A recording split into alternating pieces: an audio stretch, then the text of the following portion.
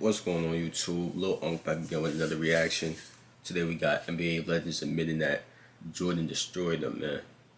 The last Michael Jordan reaction will be at the end of the video. Stay tuned for that. We're on the road to 5,000 subscribers, my brothers and sisters, man. Make sure you like the video, comment, subscribe. Tell me which one to react to next. Turn on post notifications. Follow me on the gram at Lil Unc Official, link in the description, man. My Models affiliate link is also in the description. You want to help your boy out and you're looking to shop at Models, man. Without further introduction, let's get into it. Now they got this big little beat.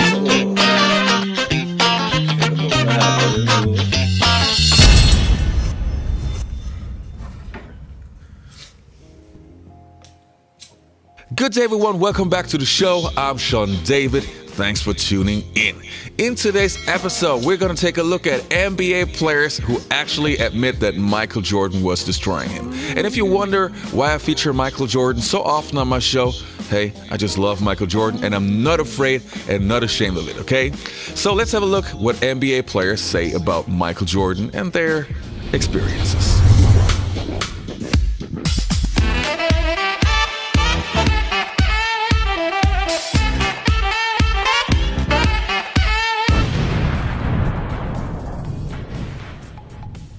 Now, the first player that we're actually going to take a look at is Grant Hill with a pretty recent clip. I just found it a couple of weeks ago, and I think it's a very interesting story about Grant Hill and Michael Jordan in his twilight years. Your Jordan story before we take a break. So Jordan, I'm playing in Orlando. It's his last year. We play them in Orlando first, and I'm blocking his shot. Like, I'm locking him up. Like, I'm doing my thing again. I blocked his shot like 3 or 4 times.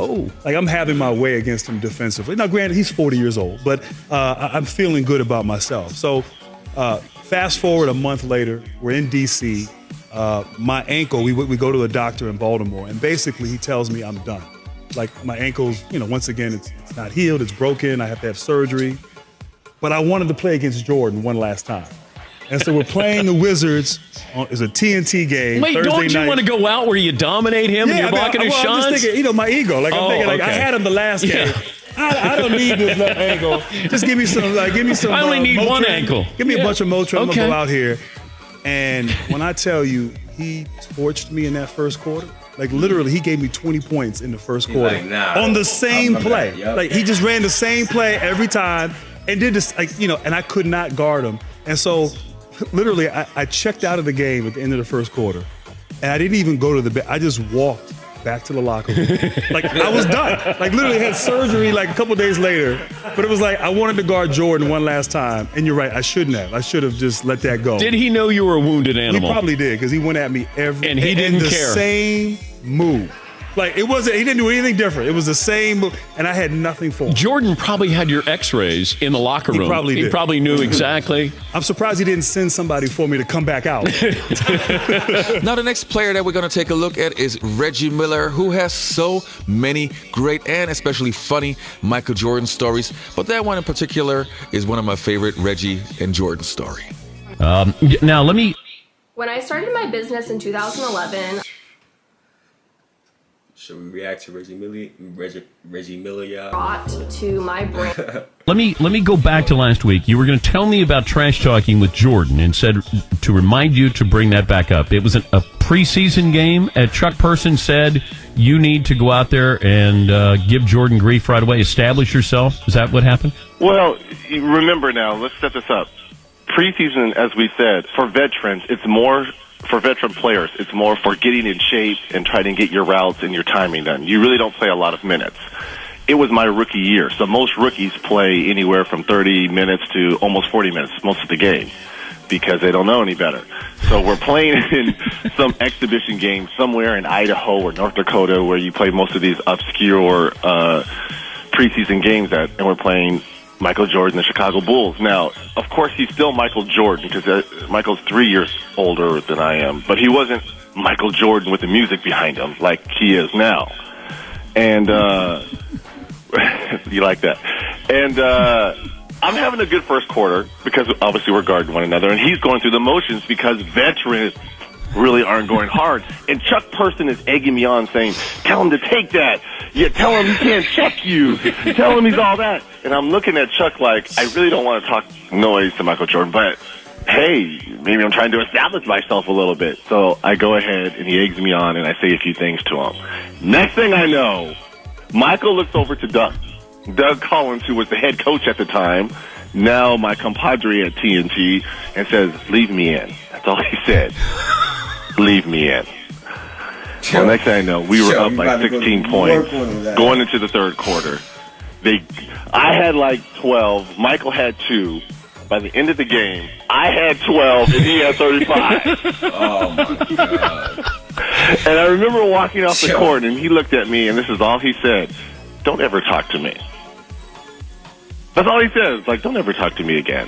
And even though for the next 17 years, he and I were cordial and cool, minus the fight, he's right. I never did talk noise to him again. You never, ever said anything. From one NBA legend to the other, this one is about Dominique Wilkins and his experience of Michael Jordan in the locker room. Check it out.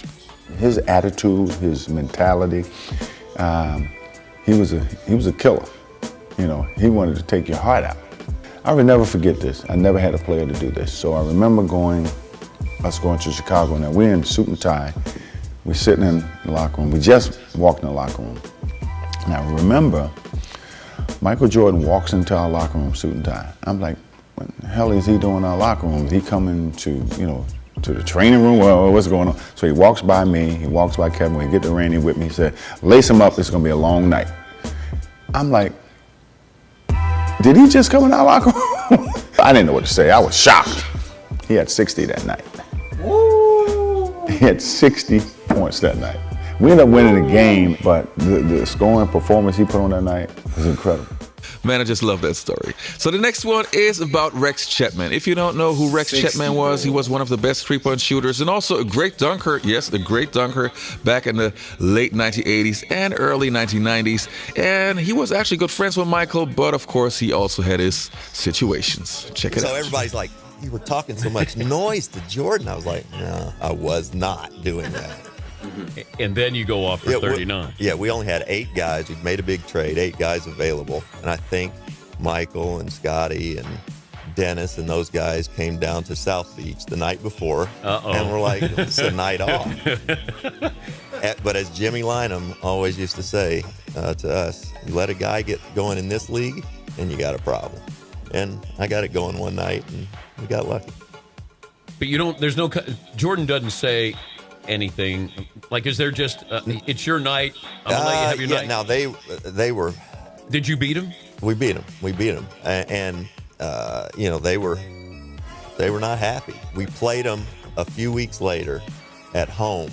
And again, Michael and I are buddies. We same agent. Ball goes up and we're around the jump circle and bang, right to my chest. Right to my chest. And I went, all right, great. Let's do it. I mean, that's the mindset you have to have. But right then and there, I knew I was not having 39 again. I think I went 4 for 14 for 14 points or something. Yeah. Now the next story is from Ray Allen, yes, a.k.a. Jesus Shuttlesworth. Oh, just love that movie. He got game.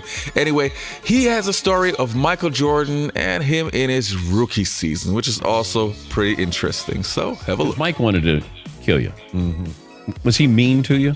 No, he wasn't. He actually killed me slowly. And he would comment to the coach, he's actually doing a great job out here. And meanwhile, he's pouring in 45. Wait, he's talking to your coaches? Yeah, I remember Chris Ford. He's yelling at me. Chris Ford's yelling the whole time. He's like, rookie, get in front of him. And I'm fronting him on the post, and MJ just kind of slowly glides across the floor, and he gets the ball and shakes and scores. And I did everything the game plan said, and then there's a break in action. We're sitting there, and Chris Ford is just down there just hammering me, and MJ was like, he's doing a great job, coach. He's actually doing a great job. Meanwhile, he's got 45 on the books. So I was like, yeah. So the last story that we're going to feature in today's video is of O.J. Mayo. Yes, he's not a true NBA legend, but hey, he had a good run in the NBA, and he had an experience with Michael Jordan when he was very, very young. And yeah, another lesson why you shouldn't trash talk Michael. heard this one, but yeah, nobody we heard learns for this whatever one. We heard a reason. few of Check it these. out. I'm going to start with this question. What possessed a young man going into the 11th grade to talk smack to Michael Jordan at Michael Jordan's camp? Well, I happen to be the only high school player there, and it was mainly a freshman in college.